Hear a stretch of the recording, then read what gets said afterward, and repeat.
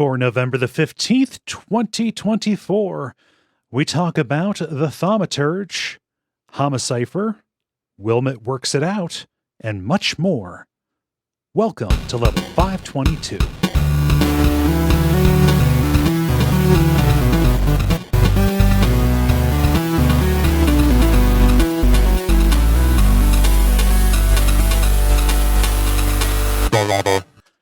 My name is Kole Ross. I'm Dennis Furia. I'm Moxie. And I'm Jala Prendes. And you are listening to The Level. It's a podcast for people who love video games. Boy, aren't you glad we were not recording last Tuesday. Yes. Yeah.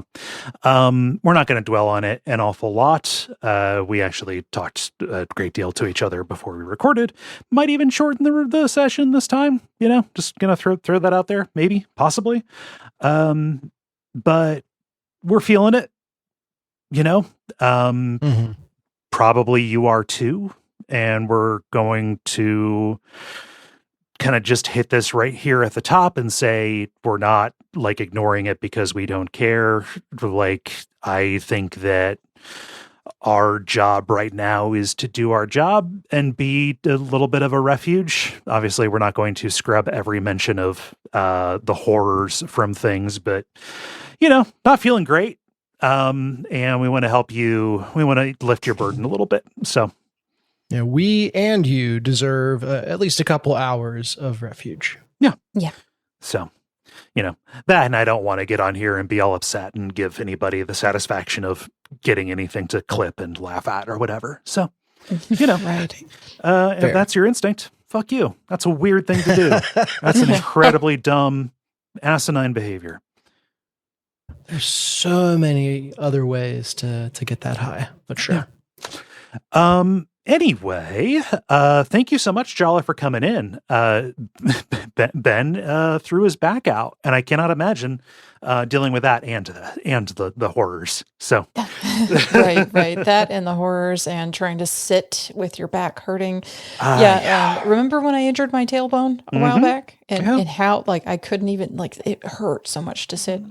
Yeah. So feel that for real. So. You got anything you've been up to? Lots of shit. Always lots of shit. So first things first, we completed our Spartan Beast / Spartan Trifecta. So that got done. I don't remember. Was I on after that to tell you all about that?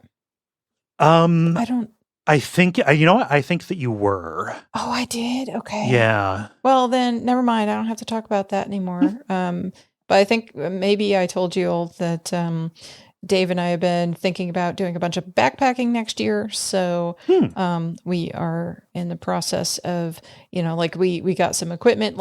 So Dave's birthday was the first weekend of November, right before stuff. So I took him out of town. We went to Messinahof, a winery that we both like a lot, and in College Station, which is the town nearby, there was a new REI that opened, and Dave is a window shopper, and he loves to just look at everything. So we went in there a grand total because it was the grand opening of this new REI, and so they had giveaways and we got some free stuff. But then he went in there 4 times in 2 days. We just lived in the REI. I just want to make sure it's real and I didn't dream it. Well, I mean, here's what happened. We went in there and then he looked at stuff and then we picked up a couple of things and then we left. And then he thought about the things that he saw the day before. And then he's like, no, I want to go back and get X. And then, again, and then again. And then it's the hardware store cycle, right? Yeah. Right. So, but as a result, we now have backpacking backpacks, and some nifty transition, sunglasses. Are not prescription, but they are just transition sunglasses that are very cool. And just some other tidbits. So, as a result of all of that, that was a fun time that I had. So there's a positive there. I've also been on tons and tons of shows recently. As you all know, I've been doing some regular guesting on different folks' shows. for a bit now. But the most recent ones were Tales from the Backlog, that episode that I mentioned about Decarnation, that cool horror game that came out at the end of October. So that's out now. But also, I most recently was on Super Pod Saga talking about Shining Force 1. And it is not like a Jala Chan's Place As episode where like we're going through all of the details of everything, you know, like from the production and this, that, and the other. I mean, like I'm on the episode, some of that's in there, but mostly it's like reminiscing about the game and thinking about different things, what makes it cool, but just like a more informal and funny conversation. So it's very lighthearted and kind of like right up the alley of what everybody needs to hear right now in terms of just silly, you know, so definitely check that out. Isn't it great to like not only go on a show where somebody else did all the work, but also like it is so much lighter than what you're used to. Like that's how I see Retronauts appearances. Like always blown away because like that's a show I was listening to back when I first started podcasting. It's great, but also like, oh man, I can just like generally talk about the game. Sweet. So here's the thing. I still did all of the notes. Oh, Jala. Jala. Oh, come on. You think like, you know, as a matter of fact, Aaron from Superpod absolutely made a notes document specifically for me so that I could write notes on it. So. I'm not surprised, but I'm disappointed. You shouldn't be. It was still a very fun and casual episode, but of course it was me being, you know, like being kind of taskmastery about like getting back and talking about the thing again after the various deviations. So, but there's a lot of fun stuff on that episode. So check that out for sure. Awesome. So that's what I got. I've been on some podcasts, and then I went to REI about 1,000 times over one weekend. So how's everyone else doing? REI is a fun store to be at, but the staff is a little bit too helpful. I kind of want my space. Yeah. Well, especially since this one just opened and it's in a college town. Yeah. You know, like they're all very young and excited. And like at one point, the poor little guy in the back, I say poor little guy, he was very happy. But after a retail Christmas or two, he will not feel the same way, I'm pretty sure. No. But this little guy was like, oh, don't worry about because I was trying to put the backpacks back up after we were trying them on. And he's like, no, don't worry about that. That's my job. And I'm like, no, honey, let me take this for you. Like, just let me take this for you. I'm trying to do you a favor, kid. You know, like as somebody who's worked years and years of retail and managed it and done all that shit before. Yeah. Like, so. Nice. Moxie, how about you? So I'd be interested to know, are all our, I guess I should say, the REI where I live is super, super queer in terms of the people that work there. Is that like all REIs, or is that just our local one? I think it varies by area, but there's usually like some representation going on. Yeah. Queer people love to be outside is something that Patagonia has taught me. Yes. So it's that cottage core. Or you could just be Patty, who is the drag queen that will literally wear a tent as a dress. It's fabulous. Like, if you don't know Patagonia, go look up Patagonia. I mean, that is a pretty great name. Yeah. Moxie, what are you up to? Not a whole heck of a lot. I'm going to, so this local, blah, blah, blah. Wow, it's been a week. This Thursday, our local corset shop is having a Christmas open house, so I'm going to that, and then we're going to the circuses in town, so going to that. Cool. Nice. It is ironic for a corset shop to have an open house, given a corset is something that you work very hard to close. That's true. That is, in fact, true. They need a creative alternate title for that. Right. Yeah. I don't know, depending on how the world keeps going, maybe I'll just join the circus and yeah.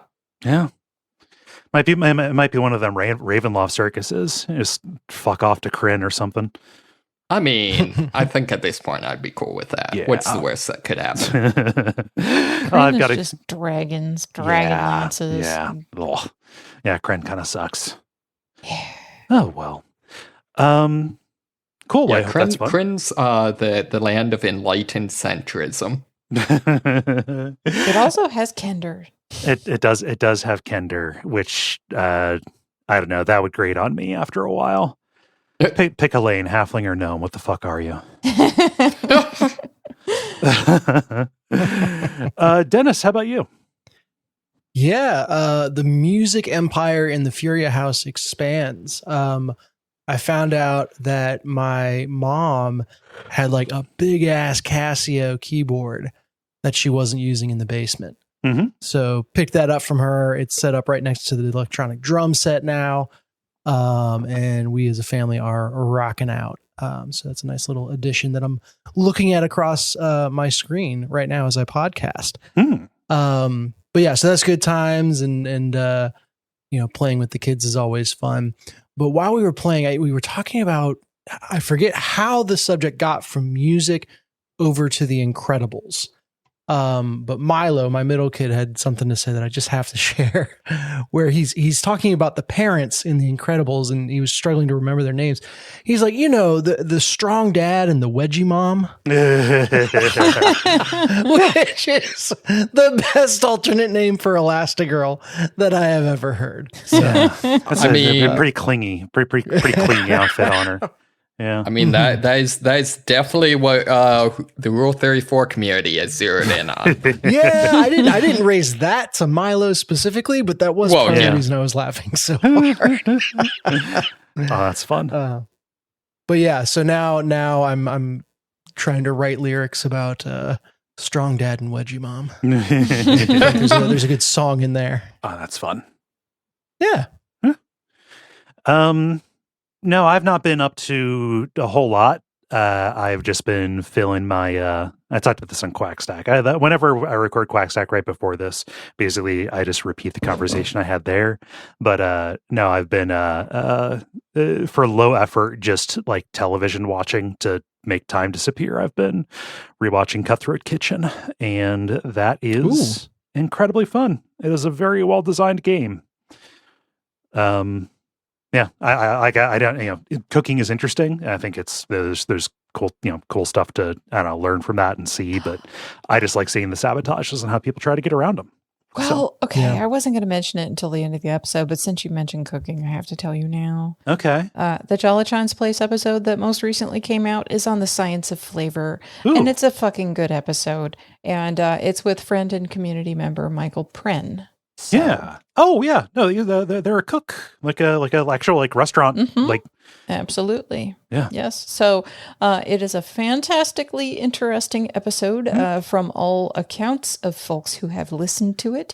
It was a lot of fun to record, and also we're going to be having a bunch of other episodes. This one's just about like how you taste and why you taste and what you can do to affect flavor that isn't directly with the spices and stuff. We will be doing actual seasoning and things like that, and cooking methods and all of that other fun stuff in future. So all of that will be coming down the pipes at length, but this one is about the science. How much how much real estate on the episode was dedicated to the Maillard reaction? Actually, none. Oh, wow. We didn't talk about it because we were talking about just how the body tastes the food and what research is out there about different aspects of taste and flavor, and very specifically about that. Now, once we get to the episode where we're talking about in the kitchen cooking and all of that fun stuff, I'm sure we will have a lot of the episode that'll be about that. But well, yeah, I mean, that's the one where if you cook sugars, they turn into a duck. That's the Mallard reaction. Just the miracle that happens when you sear anything. Yes. Yeah. Nice. It's a fascinating topic. Yeah. So yeah, that's all I got. Everything else is related to the horrors. So I think we should talk about video games, because that's the other thing that I have that is not related to the horrors. Woo. Yeah. Excellent. To do that, we need to do the regular kind of show with the grind, the multiplayer, and the end boss. And why don't we get started with the grind? The Grind, where we talk about the games we have been playing over the past period of time or so. Jala, you've been away the longest, so I will go to you first.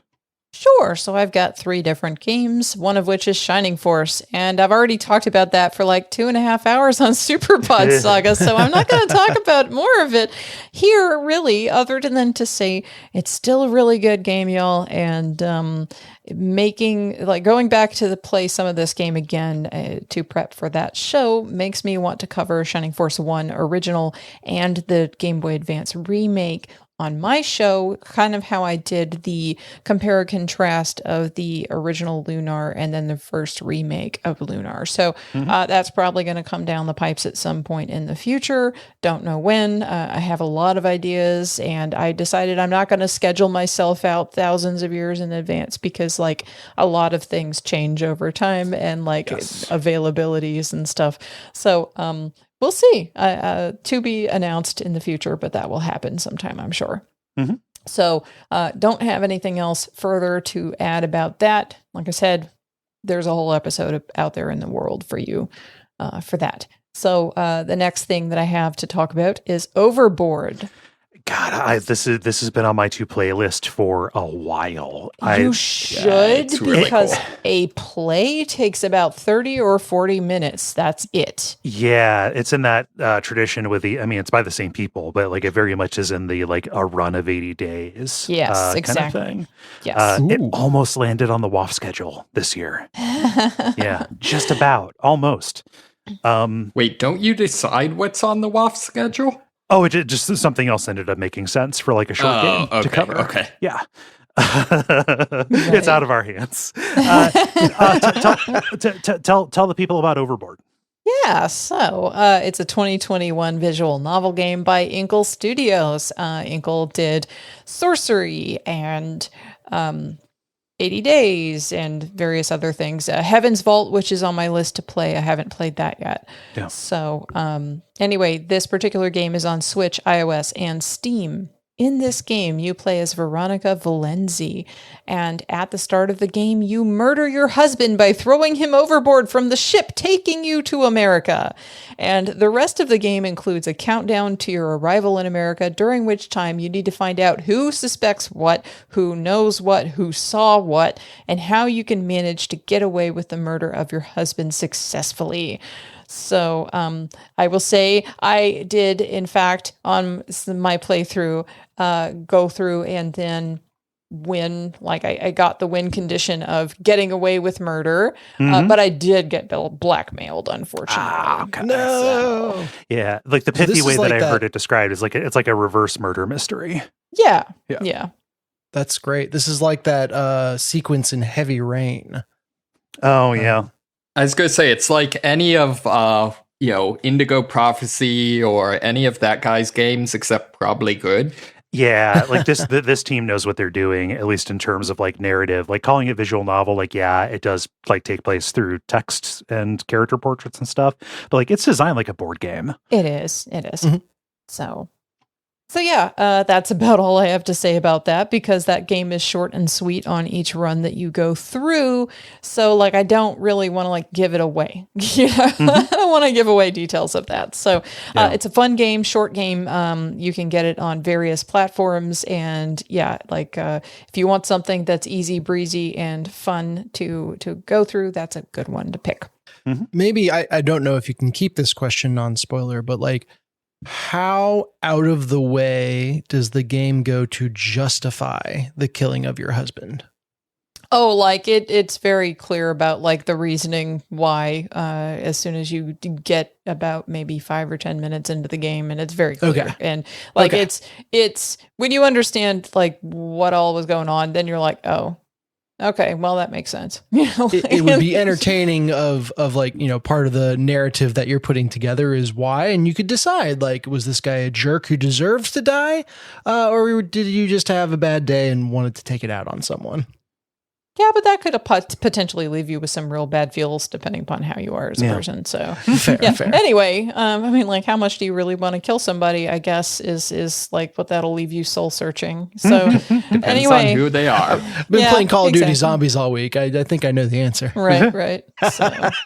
So yeah, I don't have anything else to say about that. Don't really want to take any other questions, Dennis. So I'll move on to the last game. This one's a bit meatier. So I also have been playing the Thaumaturge. How is that? Because I loved its style, but what I saw of its gameplay seemed a little questionable. So I don't think that you would enjoy the way that it plays, Moxie, just from my knowledge of the types of games that you like. But I'm going to be telling you all about it in detail. So you can just buckle up, and if you have questions, you ask me. So this is a 2024 isometric RPG developed by Fool's Theory and published by 11-Bit Studios, who also published Frostpunk. So I've currently played about 7.5 hours. The game is reportedly about 35 hours long, but that means for me it'll easily be like 50 hours because I always play extra and I'm always wandering around trying to push boundaries. So you play as Victor Shulsky, a thaumaturge who initially has left Warsaw seeking a cure to a sickness that is slowly driving him mad and killing him. And this sickness is linked to the thaumaturgy. Usually thaumaturges only have one salutor. Put a pin in that weird special word there. We'll come back to it. But you attempt to catch a second one, and that attempt failed, but it left you damaged. So in the prologue, you track down a priest and a healer whose name is Rasputin, who becomes your friend and ally, and he removes the curse that is afflicting you. Then you find out that the village that you're both in has a wild salutor, I'll explain that in just a sec, roaming around, plaguing the town with hot tempers and general strife, and it's been going on, for a while. So what is a salutor?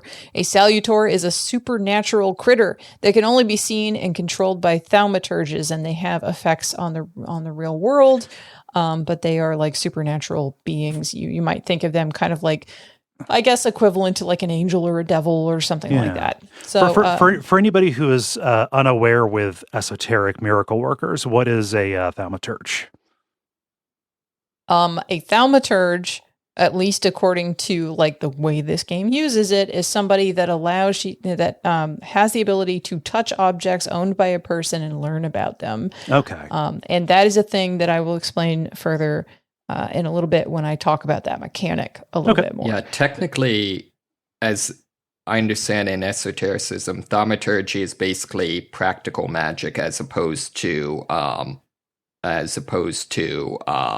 like spiritual magic. Yeah. Right. It's a hands-on kind of thing. Yeah.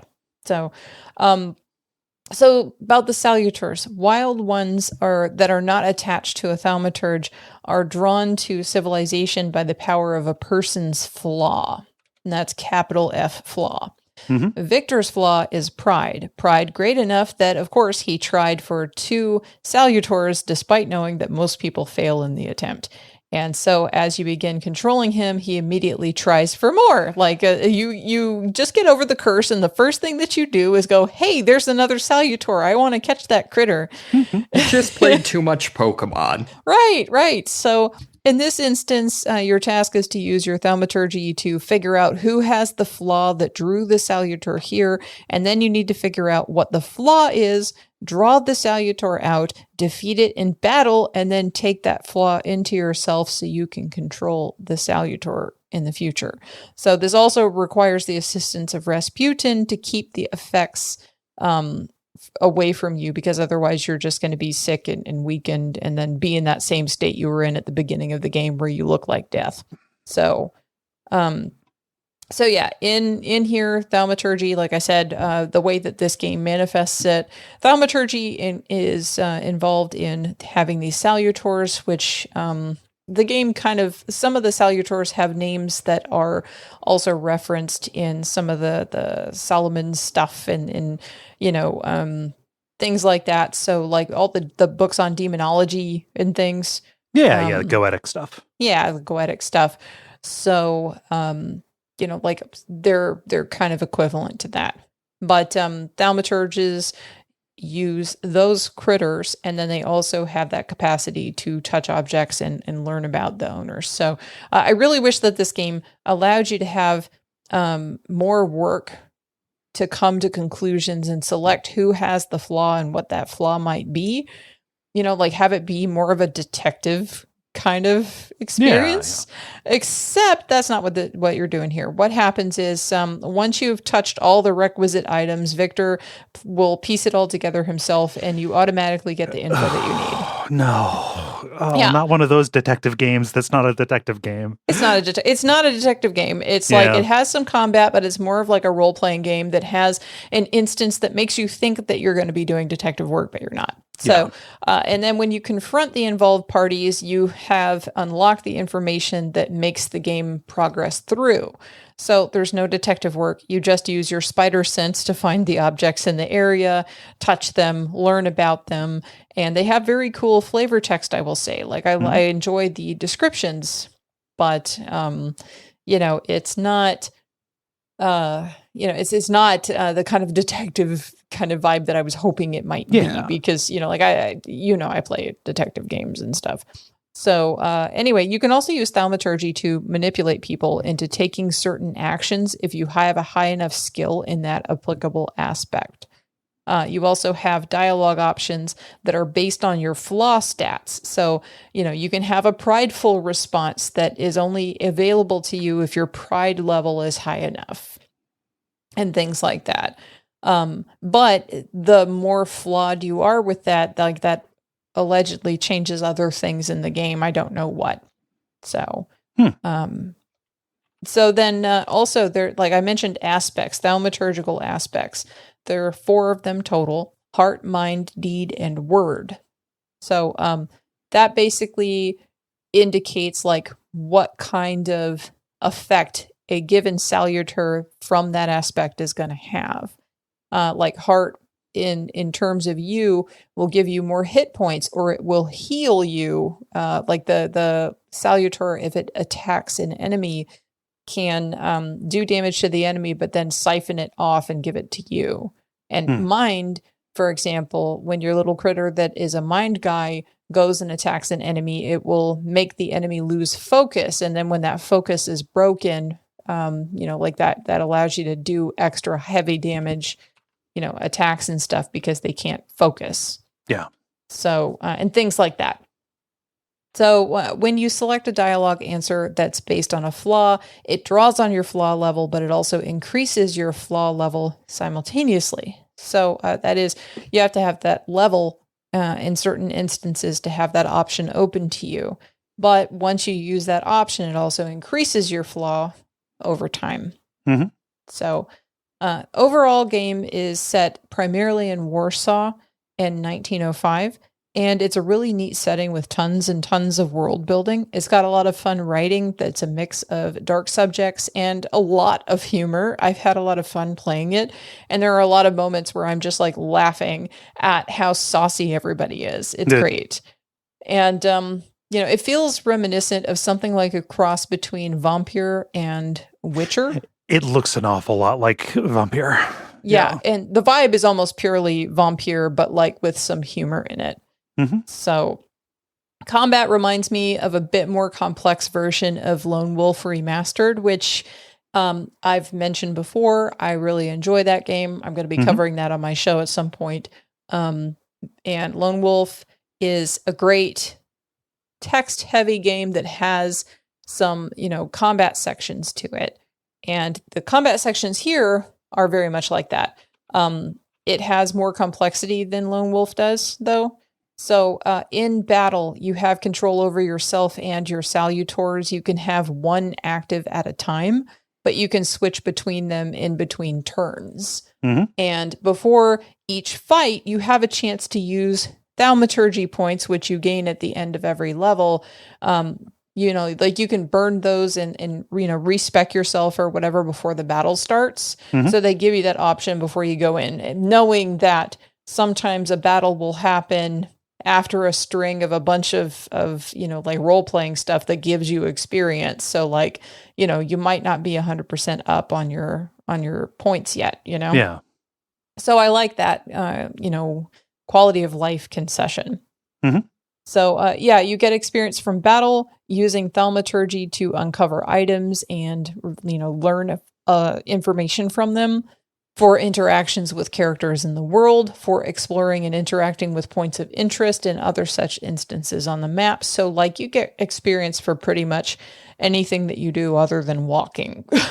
Right. So you naturally are accruing points as you go about, playing the game. Mm-hmm.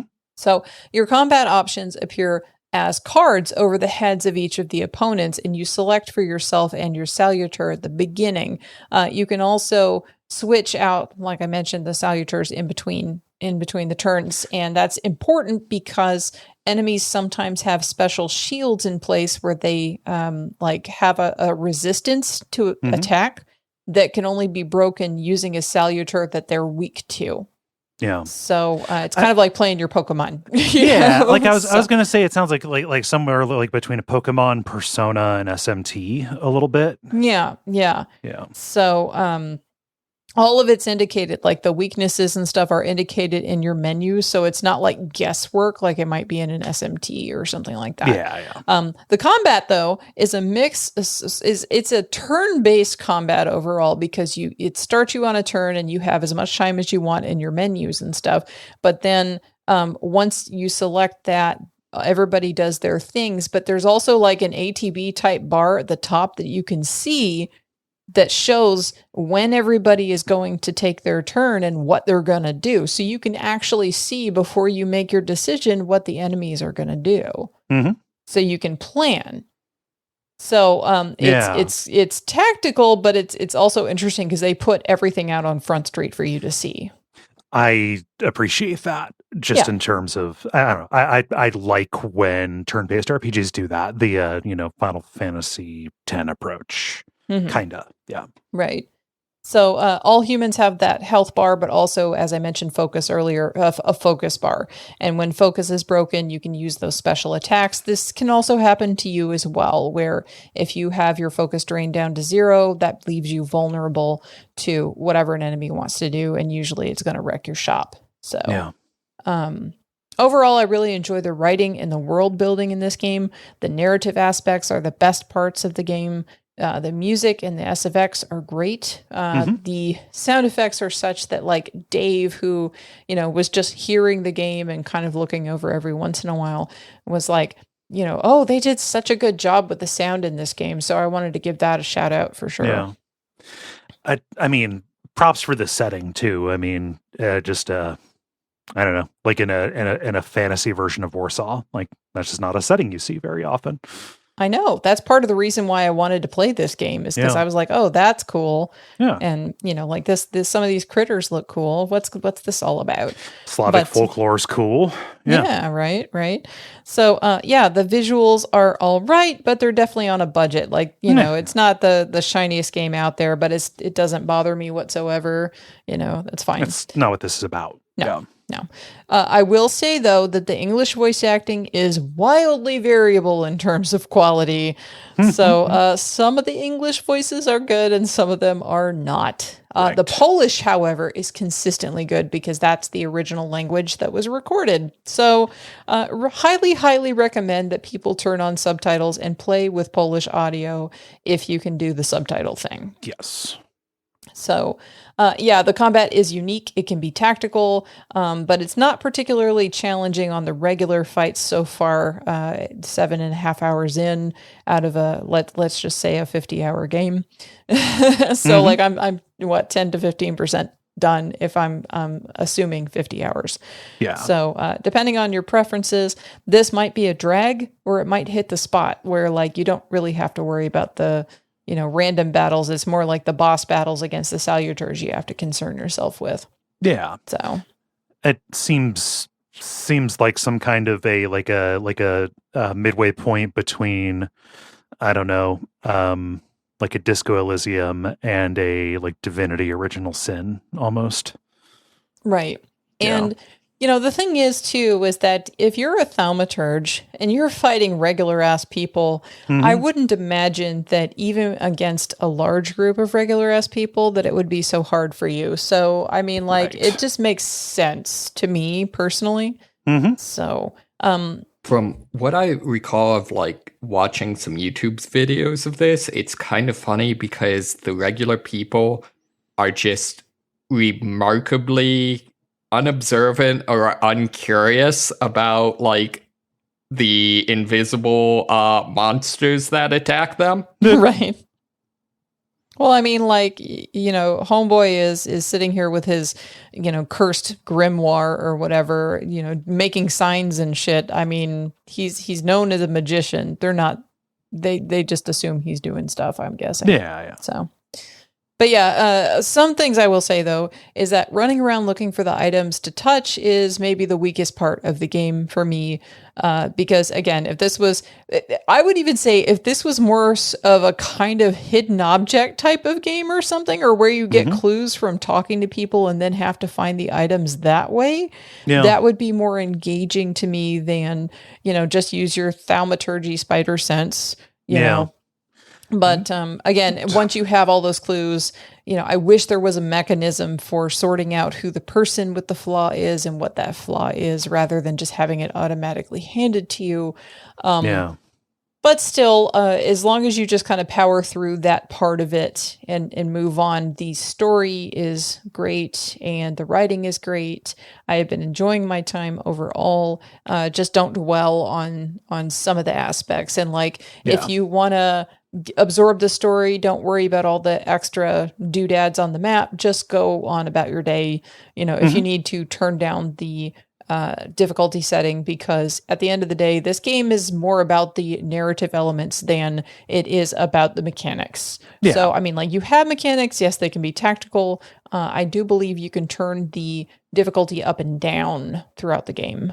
So, it's not like now you're stuck on this if you drop it down kind of situation. Has that in common with Vampire? Yeah. So yeah, and I picked it up because it's currently, at least of the time of recording, on sale on Fanatical Games for $15, but the price point is, I think, something like $30, so it's not going to break the bank either way. But yeah, I suggest that folks listening, if it sounds kind of cool, take a look at it, judge for yourself if it's potentially something that you might like. I am looking forward to finishing it, and it's also putting me in the mood to go back to my old Vampire game because it's very Vampire. So, seems like the creature design is on point. I'm seeing some cool monsters. Yeah. Oh, they're cool. See, here's the thing. The other day when I was playing, I decided I was going to play some, and I played a bit, and then it was time to go to sleep, and I was like, oh, I'm just going to play a little bit more, because there was just one little thing I had to do to finish out, preparing for the next section of the game. And so I was working towards that, and then as I was wandering around town, I stumbled across a whole different narrative instance, and then I saw a little bird guy, and I was like, no, now I'm stuck until I can get this little bird guy. And I did. I got my little bird guy, but then when I looked up, it was like 12:30, and I'm like, fuck, I didn't get any sleep because I was playing this game, and I didn't even know how much time had passed because I was enjoying it. So, again, the narrative elements are very strong and are fun. And I like the fact that this has humor and stuff in it, because Vampire doesn't really have that. It's more straight laced. So, yeah. Neat. Any questions? I already asked mine. Okay. No further questions. Yep. Nice. Yep. Cool. That's all you had? Yeah, is that all? No. I wanted to make. I see the list that you have here, but I also didn't want to have it be the appearance of me just moving off of you. Right. Well, I will say, just to wrap it back around. So you'd asked me about thaumaturgy, what the official explanation of that is. So it, according to Wikipedia, refers to the practical application of magic to affect change in the physical world. Historically, thaumaturgy has been associated with manipulation of natural forces, the creation of wonders, and the performance of magical feats through esoteric knowledge and ritual practice. Yeah. It sounds like the primary characteristic in this fiction is psychometry. Yeah, right? It is. It's psychometry is the primary characteristic. Other than, yes, you can also manipulate people. You use kind of like a, like a vampire, mesmer kind of power thing over them. So neat. Let's see. I've got new stuff that can go pretty quick. Do it. So I'm going to do it. I, in the same vein as watching Cut Through a Kitchen, wanted something kind of lightweight to just kind of play on my Steam Deck. And along comes a little game called Wilmot Works It Out. Okay. That's WILMOT. Wilmot Works It Out. Was there like a Wilmot's Factory or something recently? Wilmot's Warehouse is a game that came out a couple of years ago. That Any game's relation? Yes, you're playing as the same character. Wilmot is just a like a cube or like a square with a face on it. Yeah. I see. Yeah. But like Wilmot's Warehouse is about like it's kind of stressful actually. Like you're receiving deliveries of items, which are like little square icons, representing different goods. So you're receiving the shipments into your warehouse, and you have like a limited amount of time to like sort them into a place. The warehouse is much bigger than your line of sight. And then there's a period of the game where like 4 coworkers will come up to a counter and ask for certain numbers of each of those things, and you have to remember where you put them, and go and gather up their little shipment within a certain amount of time, or you don't get any stars for upgrades. I find it to be a little bit stressful. Some people find it relaxing. Yeah. It didn't scratch the itch for me. That sounds very much not like what you were looking for. Yeah, no. Wilmot Works It Out is a little bit closer to what I was looking for. In fact, I was a little bit worried that it was going to be too simple, because at its heart, this is a jigsaw puzzle game. Wilmot, this is what Wilmot is doing in his free time. Joins this little like puzzle painting club, and every day gets a package in the mail that has pieces of of pictures. Right? It's not even jigsaw puzzles. Like it's not even like, oh, I need to figure out like where the shapes go. It's literally just like what 2 sides of these of these pictures match up. Right? Like it's like a slide puzzle tiles. Kinda, yeah. So I was a little bit worried. I was like, okay, like this is fine. This seems relaxing, just like something to do. It's more interesting than just a jigsaw puzzle kind of thing. Like early on, it's pretty clear like what you're supposed to do. Like, you're getting pieces for just one puzzle, and you're putting together like a part of it. And then it goes up on the wall. But like over time, you start needing to put together, 2, 3, 4 puzzles at once. And they are delivered, partially and mixed in with each other. So you have to figure out how to organize and sort them by what you think they are. And they get real tricky with like, oh, you thought that this was, like, oh, these were flowers from this other part of this landscape. No, fuck that. No, throw that out the window. This is an entirely different painting, and you have to like logistically, sort them out and, figure out what goes with what, while also receiving, new shipments to, to get new pieces and, complete stuff. So like, it's not like stressful. It's not super involved. It's just a little bit more crunchy than you think it's going to be. And so what is the timer or instigator for new stuff arriving? There is no timer. Thankfully, Okay. It's not like Lucy at the Chocolate Factory or whatever. That would be stressful. Yes, this is like after you've connected a certain number of pieces, there's a knock at the door. The very nice mail lady. Oh, that's elegant. Yeah. So like it doesn't pile up too much. It's just, you get a new thing and you have to find a place to lay it out, and, sort through them and get them over to where you think they ought to be. So as just like a fun little thing to do with like your hands and roughly, I don't know, 2/3 of your mind while you're paying attention to something else, this is just a perfectly wonderful little game. I didn't expect to be as kind of enamored with it as I ended up being. Yeah. It looks like there's a significant amount of like interior decoration stuff you can do in hanging up the paintings and putting furniture around them once you finish them. So like when you complete a quote season of the puzzle club, you get access to a new room in Wilmot's house, and you can choose its color scheme and then, pick which paintings go in where. I'm not necessarily too interested in that. Like putting them up on the walls. They're actually like neat pictures. It'd be cool to get like fan gamer prints of some of these, like as it goes. But yeah, you can engage in that if you want to. I'm sure there is a section of players for which that is the game. Yes. Yeah. I don't have the like outside of the Sims, I don't have the I need to decorate this space impulse. Mm-hmm. Yeah. Cool. So like it's super slight. There's not a whole lot to talk about. It kind of came along at the right time for me. And it's on Switch. It's on, all kinds of stuff. I, played it on Steam Deck. Seems kind of handmade for portable to be played while you're, halfway paying attention to something else. Very cool. Yeah. Any questions about Wilmot Works It Out? Nope. Yeah. The other thing that I have been playing, I streamed the first 2 hours of a horror adventure game called Homicipher, like homicide and cipher put together. That's all right. That's an okay portmanteau. Yeah. I popped. That is amazing. Yeah. I popped in when you were playing that. I don't know. How did you like that?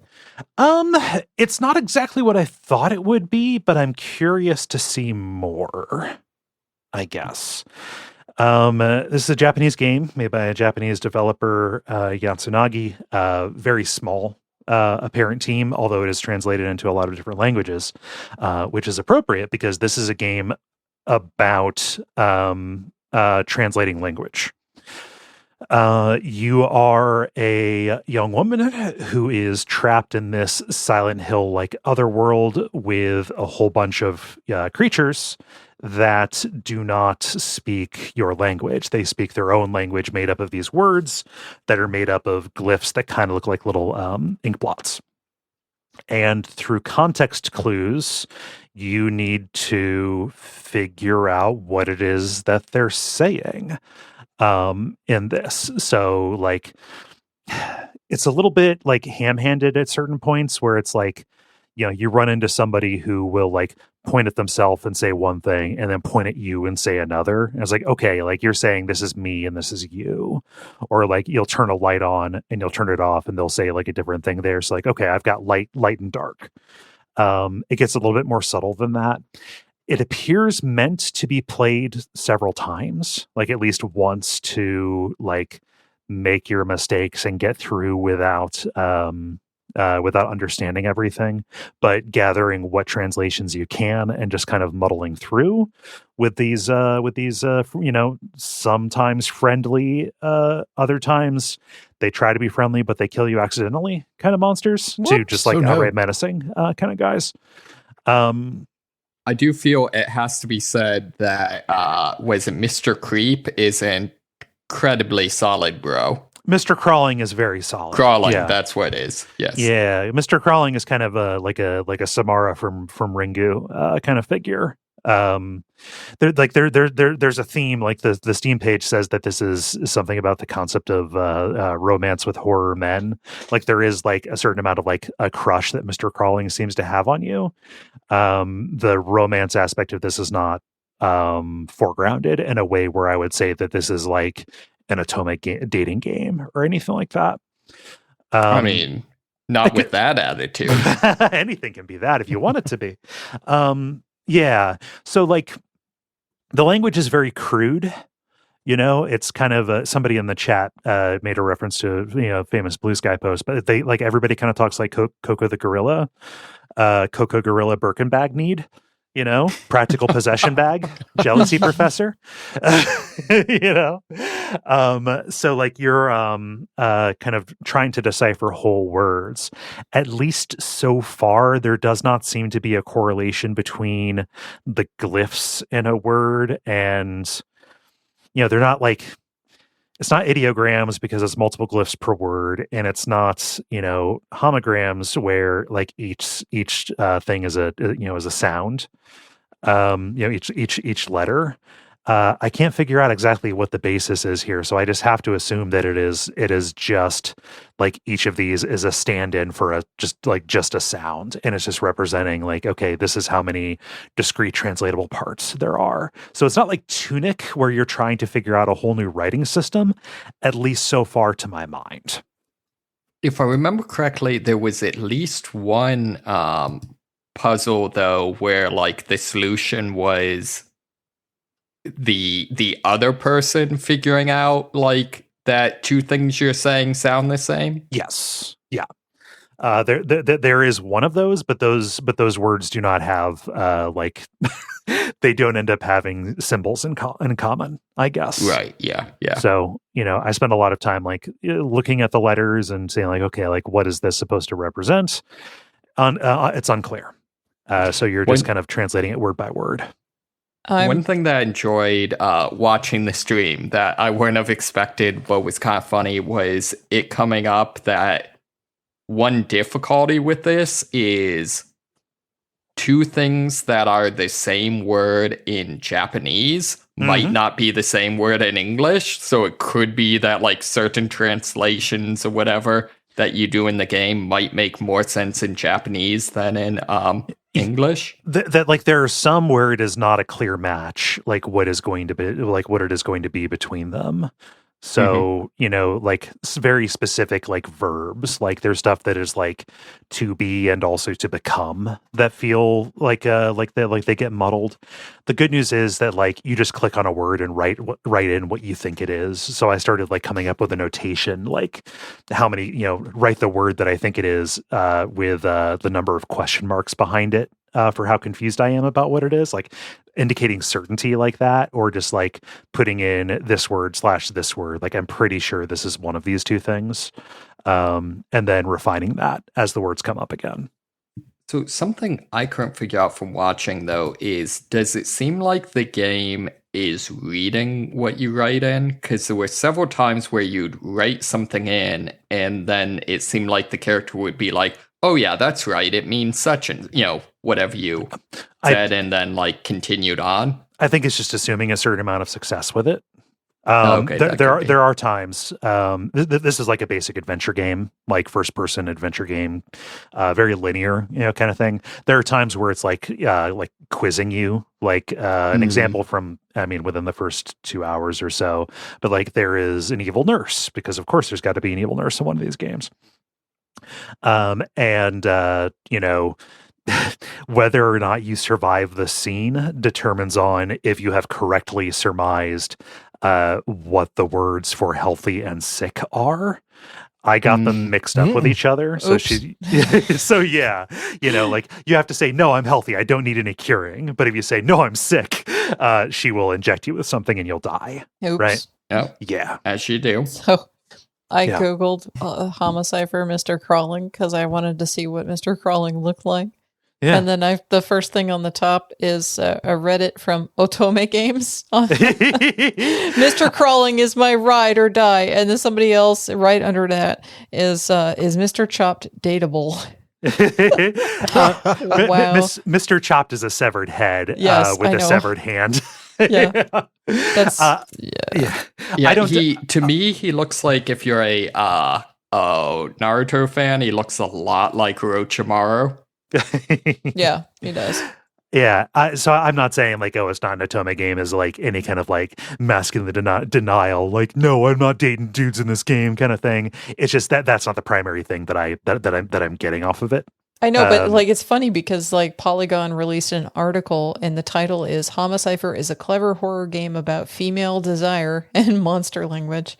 Like they just put that in their title. It's apparently pretty common for people to think so.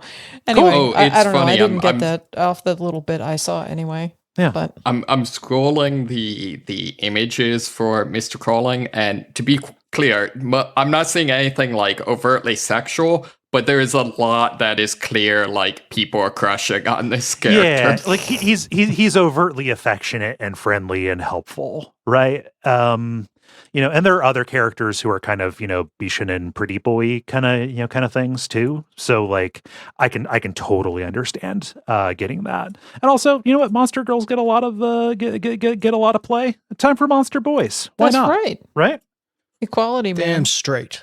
Yeah. Or damn gay, I guess. Dependent. Damn whatever. Yeah. Gonzo had it right so long ago. What? Damn weirdo. Whatever. Yeah, whatever. It's whatever. It doesn't matter. Yeah. So I'm curious to play more. I'm not going to be streaming this weekend because I'm going to be out of town. But it's neat. I'm a little bit let down by it not being as crunchy of a translation kind of thing as I expect. But I don't know. I'm curious to see what's going on. I'm curious to see more cool monsters. I will do a bunch of stuff to see cool monsters. Woo. Mm-hmm. Yeah. Like, what was your kind of opinion of it when you popped in and watched a little bit of it, Jala? I was just like, I don't know. I mean, like, the people who watch you stream will watch you stream anything. Yes. Anything. But I was looking at it like, I don't know that this is a game that's really suited to streaming so much. No, it was a lot of me muttering to myself while You mousing over individual characters. Well, and then you have a lot of brain power devoted to trying to figure out this stuff, but then you also have to try to pay attention to chat sort of too. Yeah. And it's like, that's it's harder to be engaging at that point, but then again, a Yes. lot of people will just kind of have you on in the background and just listen to you. So. And The secret is we tune in to see their descent into madness. Right. It's yeah. No, people were participating in it too. It wasn't backseaty. Oh, yeah, but yeah. Mm-hmm. People seem to enjoy it. But yeah, you're right. People don't tune in specifically for the game. Right. Yeah. So yeah, I usually pop in for a little bit, but since I'm always doing stuff, I almost always have to pop out. The only times that I don't, if I stick around for a while, it's probably because you're playing something that I'm enjoying seeing. Because I pop in for the company for a little bit, but then I deuce out. Unless it's absorbing me. So that's a perfectly reasonable way to consume a stream. Right. Yeah. So, but anyway, yeah, I don't know, otherwise I'm this I would get anxiety streaming this. Let's just put it that way. Because I was looking at it oh my God, I would never want to stream this ever. Play it, that might be fine. But I just Once I figured out the granularity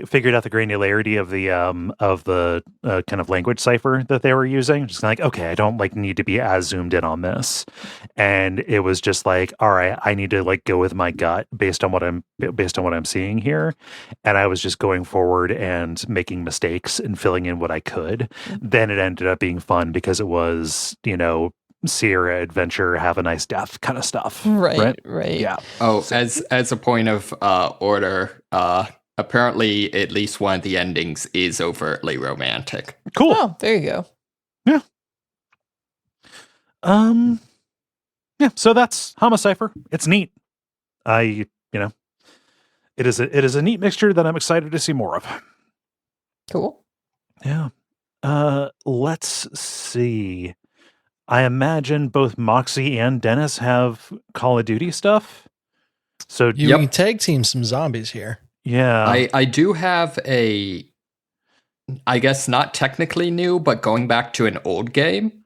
Yeah, go ahead and start with that, and then you can do a handoff with COD Blops. Yeah, for some reason I decided to go back and play some more Loop Hero. Oh yeah. Yeah, so this is the game where basically the world has been destroyed into a empty void, and you're a hero who, for some reason, the things that you directly interact with and directly remember sort of start existing again. Mm-hmm. And so you are trying to rebuild reality and defeat the evil lich that destroyed everything. but because things sort of only exist when you're paying attention to them, every run of the game is a roguelike run where you're basically looping around a track and placing various items to rebuild the world. Each of those items spawn monsters, and you have to basically create a level that is strong enough for you to get powerful, but not so strong enough that you die before you reach the boss. It's like a fun little engine builder almost. Yes, very much so. A lot of the fun of it comes, there's kind of a deck building mechanic where, in between runs, you're gathering resources to rebuild this camp that eventually kind of becomes a small town. And as you do, you collect different types of, landscapes that you can, place in the grid of this engine, like you said. Mm-hmm. And, certain ones have interactions with each other. So, for example, if you place a vampire's castle next to a town, the townsfolk will get replaced by ghouls for like three cycles around. But after that, it'll become this prospering, what's called the Count's Land, which heals you for a bunch. Yeah. And that's partially into some of the weird lore the game has where like vampires are actually semi-good guys in this setting. Mm-hmm. But, it's that sort of, kind of like you said, really a lot of the fun is almost like a Factorio type of thing in terms of like trying to put together this optimal system. Mm-hmm. Something I'm really appreciating from it is there's 3 classes you can play as, warrior, rogue, and necromancer. Yeah. And the neat thing is each of them have different equipment they get with different stats and also different ways that they actually interact with the world and have combat, that sort of thing. And it's really well designed because they all change up the rules in ways that I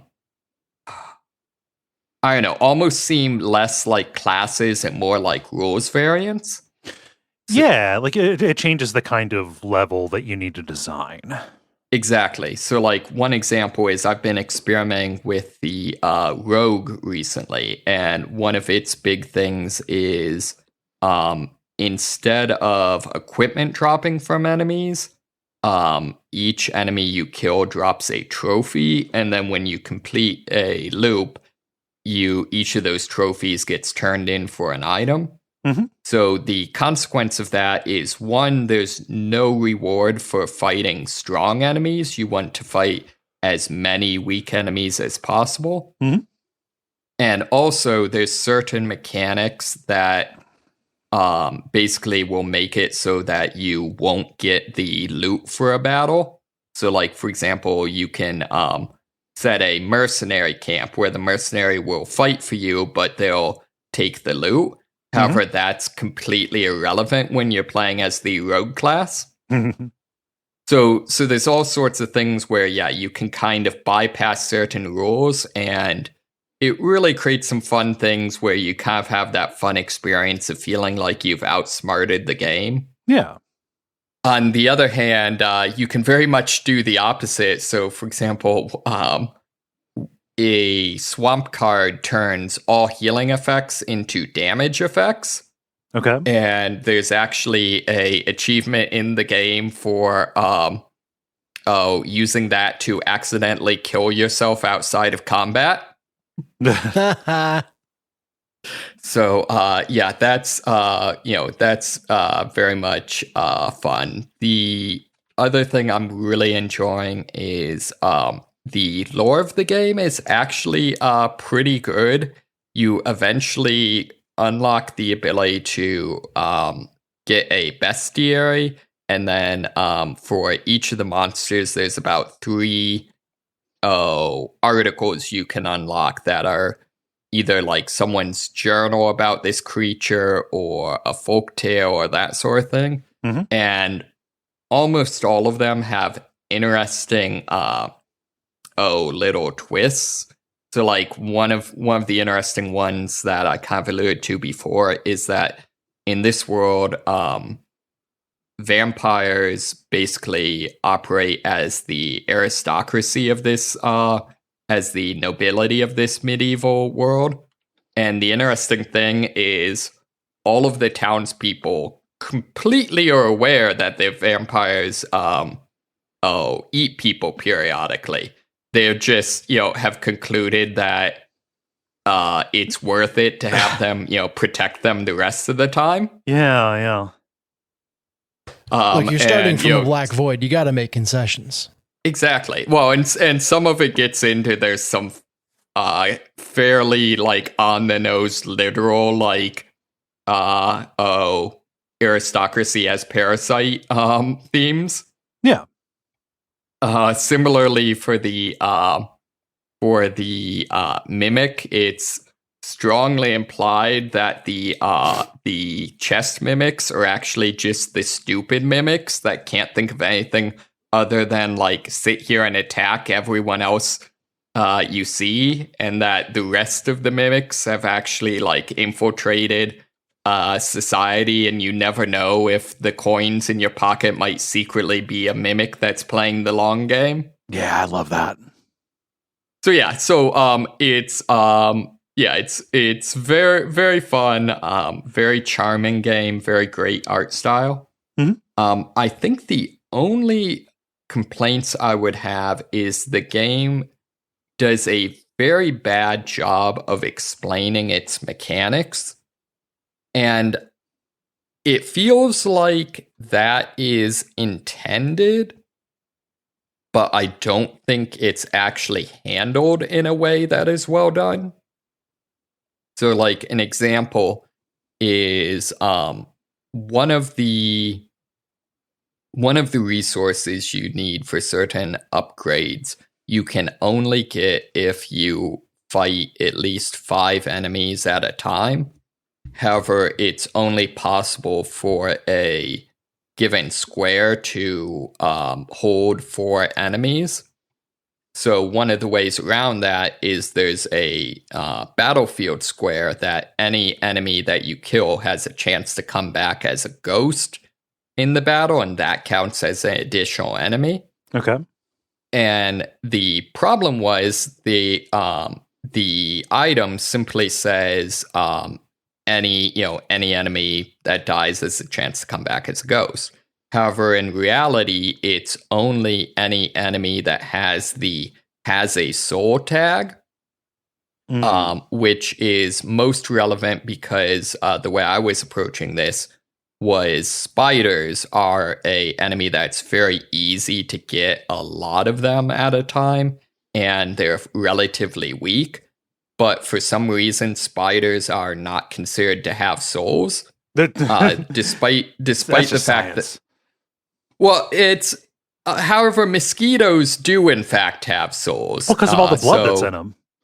Okay, yeah, it's not the mosquito's soul; it's just the blood in the shape of them. Yeah, okay, little bits and pieces of the souls they got. Yeah. Which actually is not that weird because once you kill a ghost in this area, it has a chance of coming back as a ghost of a ghost. Okay. Which is super dumb, but that is some hilarious. Dwarf Fortress stuff. Yeah. Right, exactly. So yeah, so it's just stuff like that where there's a lot of things where it doesn't, in my opinion, tell you quite enough information for you to be able to make informed decisions. The other thing I'd say, and again, this is kind of a value judgment, not a black and white thing, but it feels to me like it is a little too stingy with the scaling.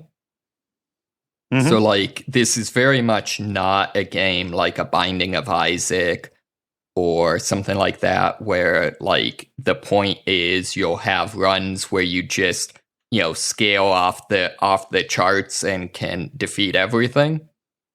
And to a certain degree, I think that's fine. Like, in some sense, that's probably game breaking. Yeah. However, it feels to me like they go a little bit too far that area. So, for example, the rogue really benefits from attack speed increases. And I recently unlocked a card that, increases your attack speed.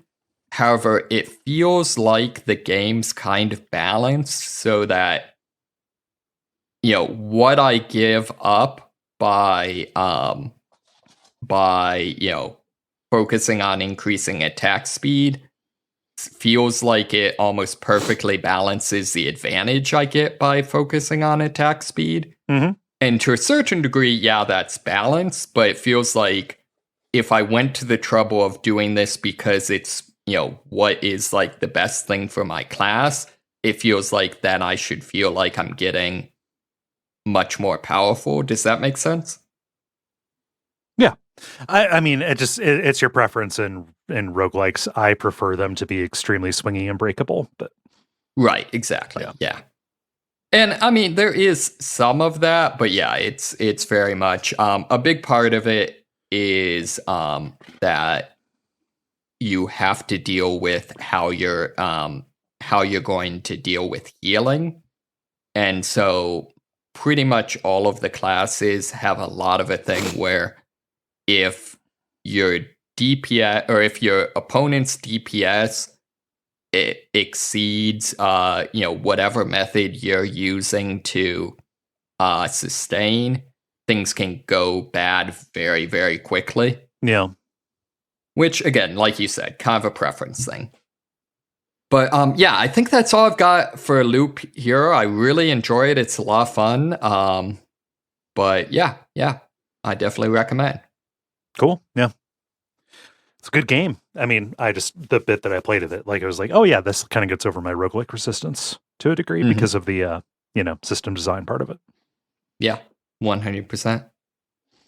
And then other than that, I've just got Call of Duty, so I think I'll toss over to Dennis for that.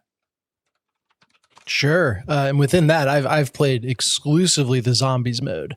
Mm-hmm. So I guess maybe if there's anything outside of zombies that you've done, you can start with that. Well, I guess the biggest thing I'd say is I'm playing some through the campaign. I had some instance where they had a bug that erased my save. However, I waited a few days and a patch came out that somehow unerased my save. So I haven't gotten a lot of progress in it. However, I did go through the first of their open world levels, which I think I talked about some, but I finally beat that. It's a lot of fun, especially because as you're going, a lot of what you're doing is unlocking the different abilities. So like you rescue a group of soldiers that basically have a stealth bomber that's supporting them. And so they're like, okay, thanks for rescuing us. Like, if you need to call in the stealth bomber, go ahead. And so you get the ability to do that on a timer, or, you get an artillery strike, all those sorts of things. So it's a lot of fun because by the end, you can kind of just face roll over anyone you want. Yeah, win however you like. Exactly. I don't recall if I said this last time or not. I think I didn't, but one feature I do really like is if you're using a silenced weapon, if you aim at an enemy that shooting them would like alert other people, your teammates will comment on that. Yes. And that's a feature actually that the only other game I've seen in is Tomb Raider, that had the explicit like, hey, telling you if this would be detected. And that's a feature I really, really like in a stealth game. Yeah, it's funny because the first time that happened to me, I had pulled the trigger by the time I realized what the voice line warning me was. Mhm. It was just one other person that noticed, and I was able to pick them off without much trouble. But my reaction was like, "You're not my mom. Don't tell me not to shoot someone. I know what I'm doing." Just a little bit of oppositional defiance as a treat. But yeah, it is helpful in levels where I was more committed to trying to stay stealthy. Right. Yeah, I was mostly doing the stealthy approach just because it kind of entertained me. Yeah. One weird thing to their stealth system that I can't decide if I like it or not is when enemies find a body, they are fairly blasé about it. Like, it will alert that enemy and they'll kind of freak out and start investigating, but yeah, bodies happen. But it very explicitly, like, and they'll even, like, tell the other people and they'll be like, all right, yeah, we'll be on guard, but it very explicitly does not raise an alarm. Yeah, there's like a hidden timer where, if they find a body and search for however long and don't find anything, they'll go back to normal. And you can repeat that ad nauseum, apparently, as long as you're willing to hide. So I've gotten to the point in some levels where, I'd killed 4 or 5 people that were found. And they, you would think by the 4th or 5th time, they're like, all right, something's up here. But they went back to normal every time. Yeah, somewhat similar. Their like detection thing. This game does the whole thing where when you're in line of sight of an enemy, like a detection meter will slowly fill. And the thing is, if it gets past, say, like the 2/3 mark about, they'll get kind of suspicious and come over and investigate, like even after you go away. But that's super abusable where you'll like purposely go out and then go around the corner and they'll be like, what was that? And they come around the corner and you just shoot them. Yeah. But they don't do things where it's like, hey, this is an enforced stealth level. Like this is actually like, okay, one of the tools in your toolbox. So from what I've seen, there is at least one that does that, because there's one where it starts out with you infiltrating one of then Governor Clinton's campaign rallies. Okay. However, it's a thing where like that part of the mission is fairly low stakes. And so, yes, it is strictly speaking enforced stealth, but it's you have to be pretty overt. So like if you straight up pull out a gun and like take someone out or something, you'll get and people see you'll get a game over. But if you just like get caught, they'll be like, hey, you're not supposed to be here. Get out. Okay. Yeah. I think the game does a really good job of making you feel like you're right on the edge of getting caught and that you're ducking around all these corners at just the right time. Like it feels cool without the frustration of actually like having you get discovered and reset at some points. But yeah, I agree. The open world levels are much more willing to let you get discovered and fight your way out and then keep on going. Right, exactly. I also think it kind of does one of the things that normally doesn't happen, where this is a game that's not a stealth game, but appears to really understand that's not a stealth game, and so has set up its stealth things to be kind of enough stealth to work and get the idea across, but kind of like we've both implied. If you want to just cheese the system, the game is not interested in stopping you. Yeah, it sounds like it's stealth the way that Far Cry can be stealth. Yeah, exactly. I forget what conversations I've had, like with Dennis when we've been playing zombies and what I've had here.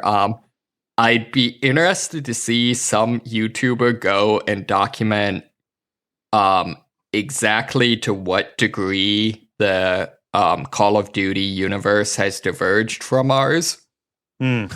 Because it's funny that, like, overall, particularly with Black Ops, the whole idea is like this is conspiracy theory stuff that's like what's really happening in the background. But at the same time, there's also like, yeah, you guys all remember that point where, Clinton was running for office and a whole bunch of terrorists showed up to one of his rallies and killed like 20 cops. You remember that, right? Yeah. Isn't all the papers? Mm-hmm. Simpler times. Yeah. I don't know. I have learned that I am not always the most sophisticated person in terms of like writing, but I feel like a lot of the characters I'm actually appreciating their writing a fair amount. Mm-hmm. I really enjoy you have a German hacker that's just incredibly German, which is a lot of fun. He's, his backstory is that he was, former Stasi that, has since sworn off violence, that sort of thing. Mm-hmm. But, you'll just have weird, like, pseudo-philosophical conversations with him about the nature of violence and, about how, oh yeah, but I go hunting because, hunting is part of, killing animals to eat. That's part of the state of nature, which is just dumb. He can't tell him that though. There's no dialogue choice option for you are so stupid. Right. Similarly, like I've seen, there's some interactions. One of the characters, that's like a reoccurring character in the previous game,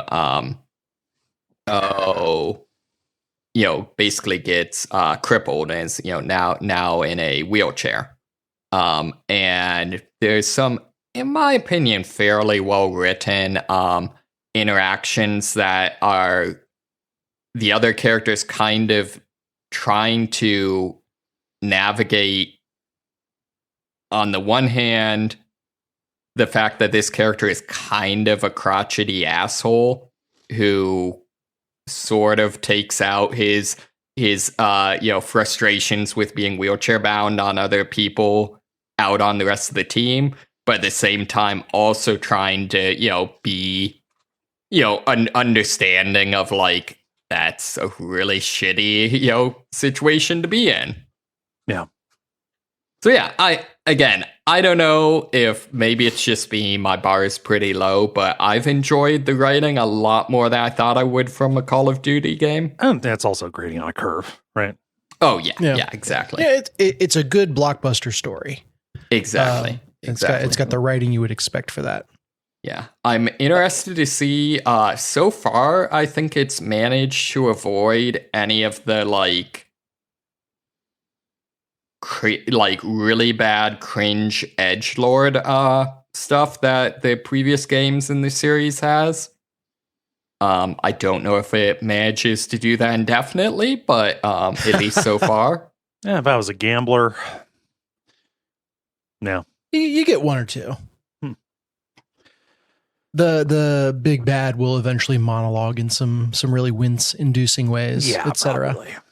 Yeah, I'm meaning more like, for example, the first Black Ops had a like do a torture quick time event. Yeah, that was in the water at the time. Yeah. No, I don't think that's in there. So yeah. I do like the one like edgelord character that's on your team. Just his description of how he got like the scars on his face is like, oh yeah, in Panama, I had to, we were invaded. I had to jump out a window. It wasn't open. No. I'm like, okay, sure, sure, guy. Which in real life, for anything but sugar glass or like stunt glass, no, it cuts you to ribbons. Would not work. Yeah. Oh no, you just wouldn't be able to go through. But yeah. Anyway, the campaign is good stuff. like I said, I've played exclusively zombies. I don't know if you want to hop over to that real quick. Yeah. So I've really been enjoying kind of learning the ebb and flow of specifically the Easter egg quest. So looked up a guide for what to do, which thank God for people that have puzzled it out. Right. It is enough to challenge you and be an extra level of difficulty on top of just surviving. But it is not so much that I ever felt I was throwing away a run just because I was trying to do story stuff, if that makes sense. Right. So that's a very good balance that it strikes. I will say I've gotten to the final like boss fight effectively. You're kind of in a very small room and have to fight 3 waves of zombies with some very powerful elite variants. And I'm starting to be able to get there fairly consistently, but that difficulty spike is just that one last obstacle I can't get over. I think if it gets to the point where I can pretty mindlessly get to that final wave, I would lose interest in finishing it. Yeah. If the spike is that high that everything else becomes trivial as I've learned it, I think I might wander on to something else and watch the cutscene at the end.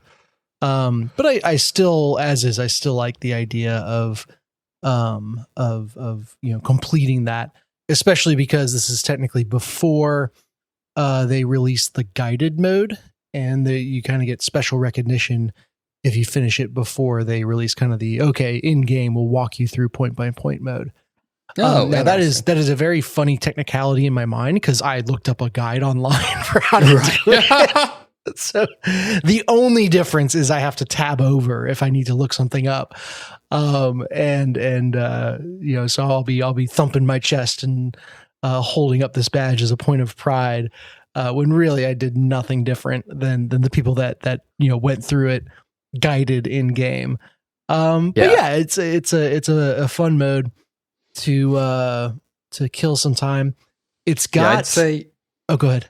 Oh, I'd say I've also made it once to the final round, and I will say that's the main area I've experienced so far that I feel a little bit like maybe it's ill-advised in that putting you in like a super small area just doesn't seem like it works real well with the mechanics the game has.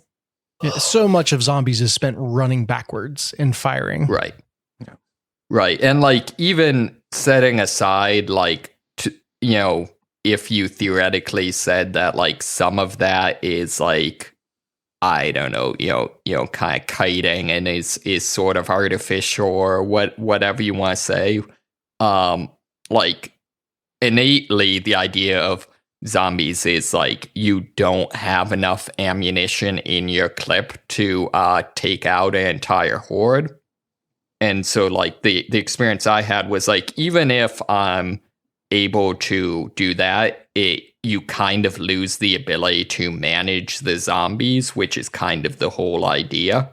Mm-hmm. Yes. And then it's death by 1,000 paper cuts because no one zombie is going to do too much to you, but just I can't take them all out. They're spawning too fast. So I am going to take a hit or two every time I cross the room to try to reset. And that's just going to wear you down.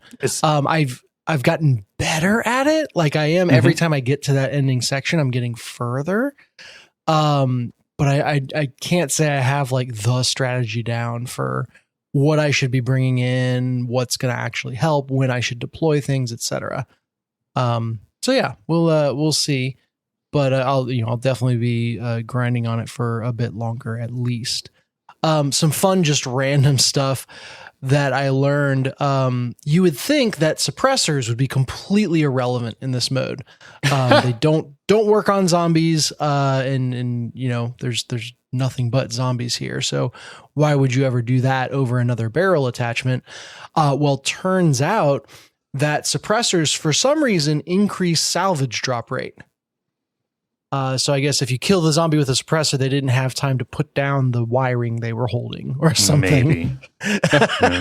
And but that actually is a non-trivial boost to that resource. Because what you used to like craft specific items, including armor plates if you're out and can't find any on the ground. And just having a suppressor on your gun to boost that drop rate takes it from a very, very scarce resource to one that you can generally count on having what you need. And so that removes a layer of frustration and mental management from the experience. That really smooths things along. So I would highly recommend whatever weapon you bring in, make sure it's got a silencer for that sweet, sweet salvage farming. Yeah, that's the other thing that I've done is figured out how to open. There's like a special vault area that is another series of Easter eggs you go through. And I think they've nailed the level of obscure finding all this stuff is. Like, it is just enough that when I've grouped with someone who hasn't played the mode before, it's just constant chatter of like, okay, this is actually how this works. When you're going to go in here, you would think you want to go over here, but don't go there. You got to go here. And it's just that kind of schoolyard tales element to so many different aspects of the modes that recreates like a really fun feeling from a bygone era. Yeah, there's 2 Easter egg type things or whatever that I've experienced but haven't figured out what triggers them. There is a part of the level is a bowling alley, and there is a bowling mini game you can activate where zombies are walking back and forth across the alley, and you basically it uses the controls for throwing grenades, except it's, you rolling a bowling ball, and you have to hit a certain amount of zombies to win a prize. Oh, snap. I haven't seen that one. Yeah, that's and great. I have no idea how that's activated. And then I've also was at one point in a game where for one round, all of the zombies spawned like way up high in the air and just fell to their death all over the level. It's good times, and it's I think a healthy level of silliness is good for Call of Duty games in general. So enjoying that one. It's the joke over the top mode. Yeah. Mm-hmm. Yeah. Huh. I've got 2 other games I've been playing. I don't know if there's anything else to say on COD Blop 6 Zombies. Yeah, I don't have any questions. Yeah. Sweet. So yeah, to add insult to injury, on the days surrounding the election, I got the worst flu. Just alternating between burning up and sweating my ass off and then getting chills and shivering under a blanket. So I very much needed a game that only moved when I did. And I kind of went back into my catalog looking for something like that and found Pipe Push Paradise. Which I've played before, but only got about halfway through, and kicked that onto my Steam Deck and have been playing through that. Does that name ring any bells for people on the call? This is a challenge fuck Sokoban adjacent puzzle game, kind of like Steven's Sausage Roll, but you are pushing pipes around. The pipes have 90-degree bends in them, and you are trying to get them in position while also working with their geometry and only being able to push them in certain directions at a time. Yes. And kind of the game really plays with the fact that while you're playing on a 2D grid, these pipes occupy 3D space. And the rotation of the pipe, as long as it's unobstructed, will kind of turn very freely. And that's up in the air, but then also if you're over a trench, pipes can turn and kind of point down into the trench as well. Mm-hmm. This was the perfect thing for my condition. It's a game that I could kind of lie there with my eyes closed next to and think spatially just about the area I was working on, and kind of open one eye and with one hand on the D-pad try something and be like, okay, that didn't work. And then, think for a little bit longer. I started a new game, started fresh, and was pleased to find that I got back to where I was previously pretty quickly, And then I am now, I think, 7 puzzles from the end of the game. So closing in on finished. Whereas before, yeah, just every step forward was incredibly difficult, and the kind of learning the language of these puzzles was especially hard. So some of it might just be the solutions are lurking around in the back of my brain somewhere. Or just that I've already spent time figuring out how to think about moving these pipes around the level. But yeah, it's been a fun challenge, and I've continued it even when I am not feeling like I am about to die. Or at least not feeling like I am about to die from the flu. Right. Correct. Very simple presentation. It plays with the silent protagonist trope where you come to this island, your dad is the plumber, but he's sick or he's asleep or something, and they all need you to do his job. And everyone is very complimentary on what a good plumber you are, or has these random things to say, and you just never ever respond, no matter what it is. Mm-hmm. So you can feel the awkwardness of the conversations, and the main character's resentment for being called in to do this crap. On her time off, I imagine. Mm-hmm. So yeah, very. You mentioned it kind of being a challenge fuck game, and I wouldn't quite put it at that level of difficulty. I don't think these are malicious, or unless you're trying to make it fun for a streaming audience. I don't think people are going to be raging too much. But it is that kind of puzzle that really hinges on spatial imagining. Like you're turning these objects in your mind, you're thinking primarily in shapes, and for whatever reason that's comfort food for me. I really like that kind of puzzle. Nice. Yeah. So that's Pipe Push Paradise. And then the final new thing I've been playing is a VR game called Demeo. This is a VR D&D with the serial numbers filed off. Yeah, kind of. It is not as closely matching the D&D system as you would think. There is a card generation and usage element to it that feels pretty unique. I wanted to compare it to Gloomhaven, but it's not quite that. But you very much are playing with miniatures on a grid, these beautifully built dungeons. Like if I had these maps for like the real life D&D I play, I'd be ecstatic because it's all very well done. And you're kind of ethereally hovering over it, so you can stand over it like you were standing. Oh, excuse me. Still getting over that being flu. Through. Yeah. Well, the flu is done, but the cough always remains for like weeks afterwards. I've done a good job avoiding it so far. So, of course, when I'm talking is when it pops back up. All right. So yeah, you can kind of hover over it like you were at the table and it was on the table in front of you, or you can like zoom in and be in the level, next to your character. Played it with a buddy who also had VR, and we played drop in, so we just had people joining us during the game. A slight frustration is it felt like a lot of people bounced out. We weren't moving at a slow clip or anything. People just came and left. Yeah, sorry, I'll keep this short. But playing was very smooth, and there were lots of people playing. So, Demeo, check it out. Yeah, looks neat, and it's like kind of this ideal use case for VR. Just anything that is VR with this kind of diorama approach seems neat to me. Yeah, apparently you can do an augmented reality mode where it will literally like project on set your table. The game on your table. Yeah. Yes, which is super cool. I liked having the full immersion and being like zoomed in to watch all the animations and stuff. Yeah, because those are very lovingly crafted as well. Nice. Demeo.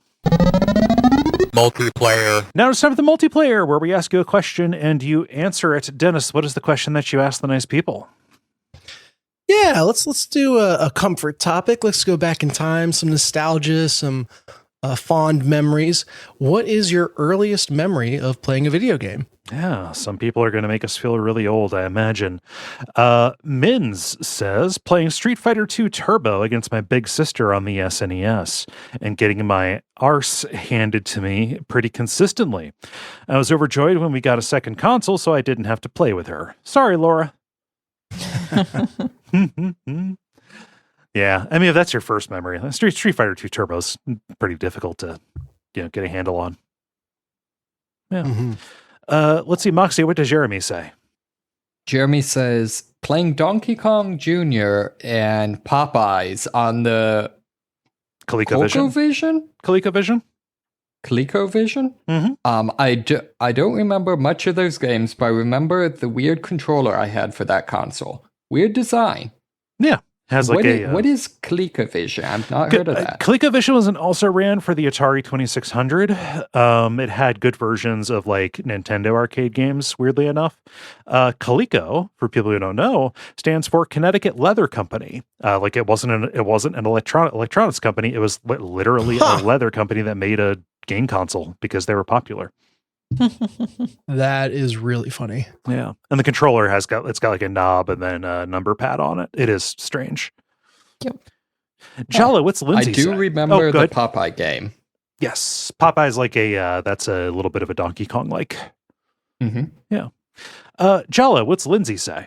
Lindsay says, I remember playing Donkey Kong in arcade before I had an NES. So around 1987 was the first time experiencing a video game. Nice. Maybe people aren't going to make us feel as old as I thought looking down these. We make you feel old. Ooh. Dennis, what does Callum say? Callum says, don't really remember which happened first for me, but either Asteroids on our Atari or Ski Free at a family friend's house. So your first Yeti Man is terrifying. Yeah, your first memory of a game is a horror game. Yeah. Michael writes, playing Super Mario World and Castlevania 4 on my dad's SNES before school. That'd be sweet. Yeah. I love the first wave of consoles for kids where it was brought into the house for the adults that were excited for it. Mm-hmm. And then the kids got to, play along.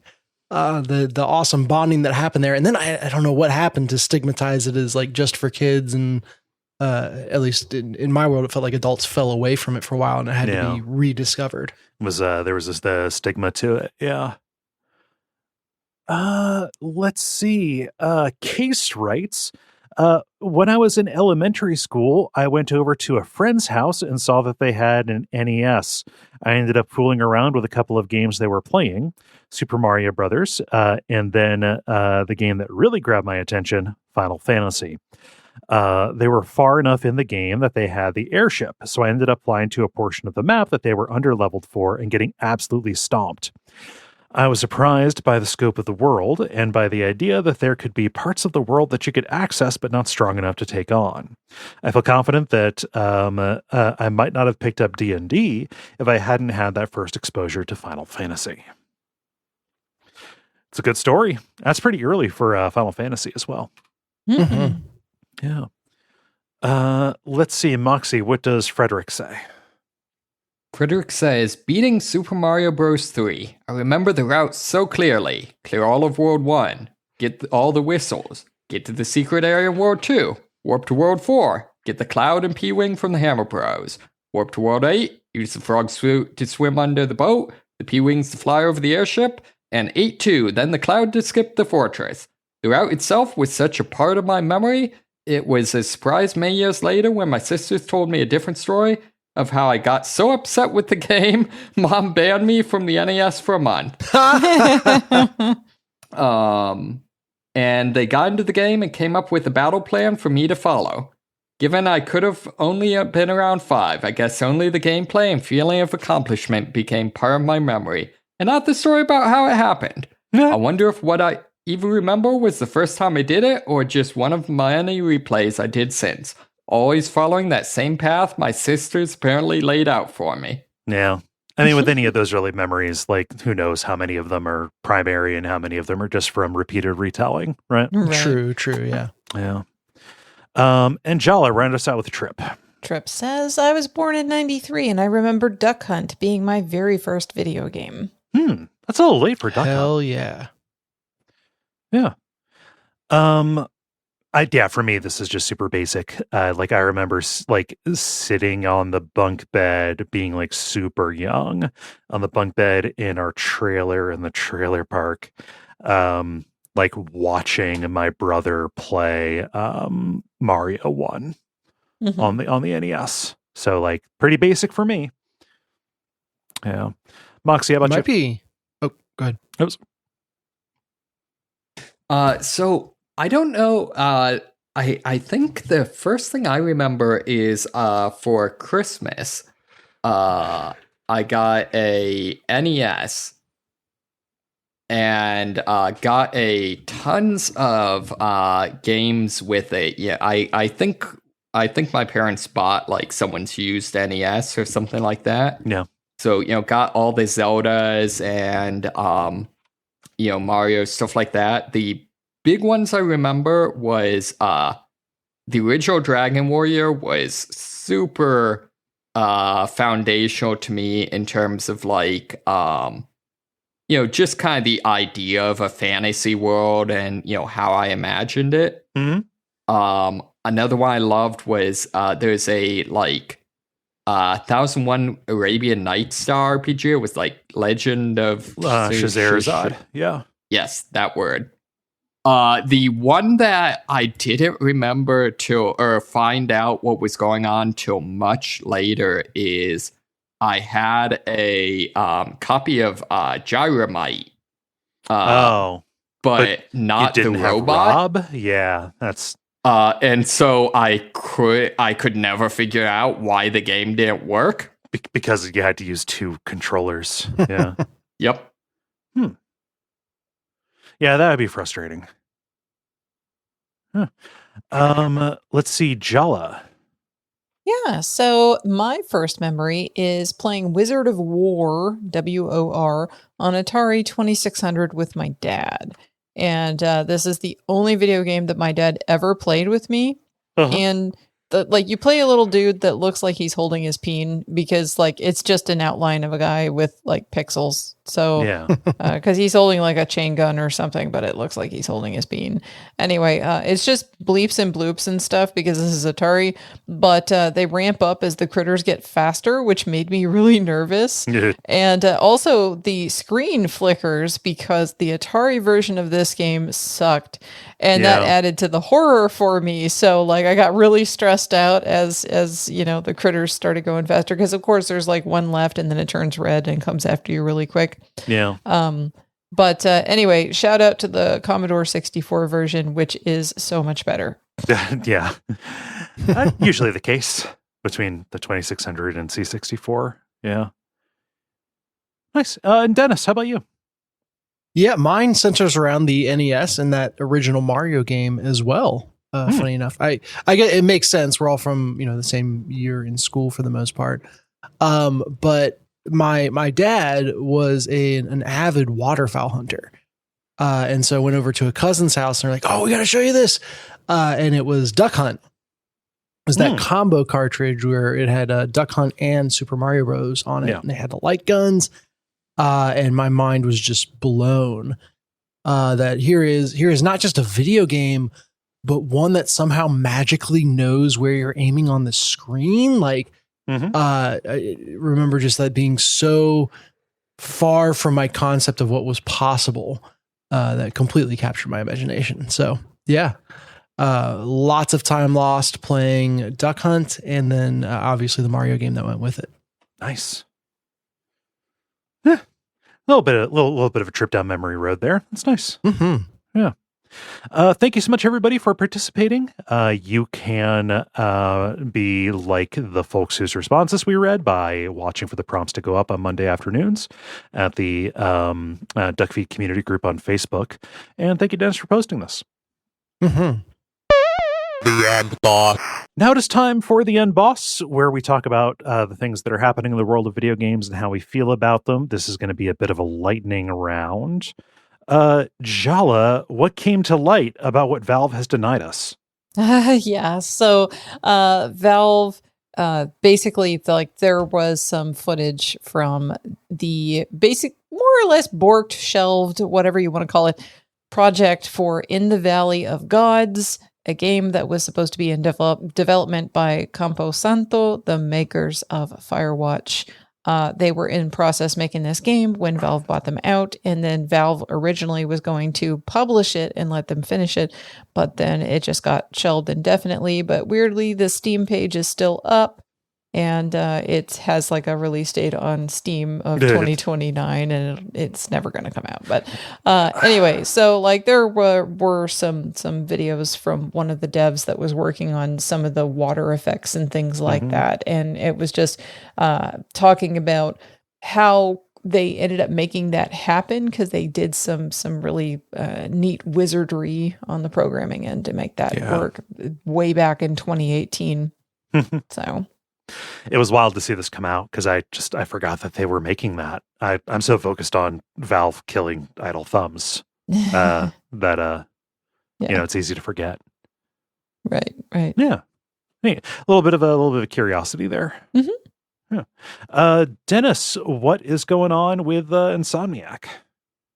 Yeah, another game from my gaming history, Spyro. Specifically the remaster of it, and the remaster of the entire trilogy is coming to Game Pass literally right now as we are recording. It launched today, so by the time you're listening to it, what are you doing, dummy? You can go play this. And as remakes go, it is apparently pretty good. Being remade by developer Toys for Bob. And, with all the things that a remake of games from this era comes with.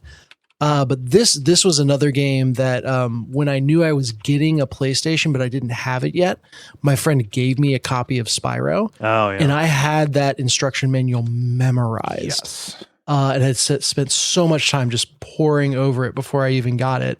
This was one of the first games that I played, if not the first. So on the PlayStation.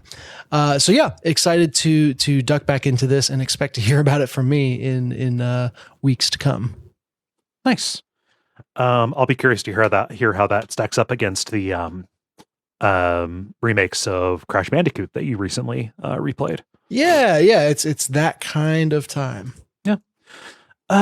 Let's see here. I've got one. No, didn't talk about this one. It was announced just because it was like weirdly in between weeks when we were off, but also I could safely ignore this piece of Nintendo hardware until I found out it was really a piece of hardware. So Nintendo put out a $100 alarm clock that requires a Switch to work, called the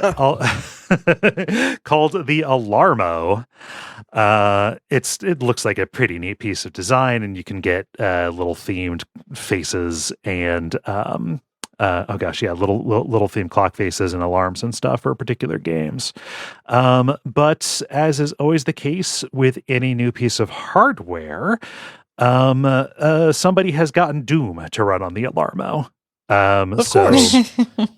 Modder Gary Oder-Nix got this to run on there, running Doom kind of at a low frame rate compared to what you would see, kind of recently. But it's an alarm clock, not a pregnancy test. Hey, the pregnancy test only displays Doom. It doesn't run Doom. But unlike some of these, you can actually control Doom on the device, like the window or the video shows like using the bulb on top to do like touch controls to move around and aim. So oh, nice. Yeah. I imagine this voids the warranty on your Alarmo, but you weren't buying it to use, you were buying it to resell for Christmas. So you filthy scalper. Yeah. Moxie, what you got? I've got nothing. Oh, that's what I like to hear. I have to use the restroom. So, how do you all feel about buttoning up? Buttons. Button. The credit. Thank you so much, everybody, for listening to level number 522. I appreciate you taking the time, especially with everything going on. the thing that I want to promote is that Duck Stream for 2024 is happening December the 6th through the 8th. That first weekend of December. That is our 48-hour stream where we raise money to benefit the Transactive Gender Project out of Portland, Oregon, out of the Lewis and Clark College there. I think it's our 11th year doing this, if not 11th, then 12th. It's a great cause, more important than ever, one among many, so we understand if you can't give. That's fine, but still tune in, hang out in the chat, and help signal boost it. And for the folks here hosting, I'll be able to address like scheduling and stuff for that. I've not put very much thought into it yet. Right. Just giving you some honest. Jala, what's happening in Jala's place? So yeah, Jala-chan's place. There we go. The most recent episode was on the Science of Flavor, as mentioned earlier. So go have a listen to that. You can also check out Tales from the Backlog to see the Decarnation episode, and then also Superpod Saga for Shining Force Talk. Nice. Is there anything I'm forgetting? No. All right. I've been Kole Ross. You can find me on Blue Sky at Kole Ross. I've been Dennis Furia. You can find me on Blue Sky at Furia Games. I'm Moxie. And I'm Jala-chan in all the places. And stick around for some titles.